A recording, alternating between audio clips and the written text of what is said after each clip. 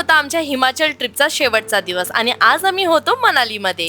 आम्ही सगळेजण मस्त रेडी होऊन सर्वात आधी ब्रेकफास्ट करून घेतला आणि त्याच्यानंतर आम्ही बाहेर निघालो. इथे मनालीला थंडी तर होती पण त्याच्यासोबत ऊन पण होतं. पण एनिवेज आजचा आमचा दिवस फुल एन्जॉय करण्याचा होता. त्याच्यानंतर आम्ही बसमधून निघालो आणि इकडचे रोड खूप भारी होते आणि आता हे तुम्हाला बघून असं वाटत असेल इथे काय भांडणं वगैरे चालू आहेत की काय, पण तसं काहीच नव्हतं. आम्हाला ऍक्टिव्हिटीज करायचे होते तर त्याचंच डिस्कशन चालू होतं आणि फायनली त्याच्यानंतर आम्ही कॉस्ट्युम वगैरे वेअर केले.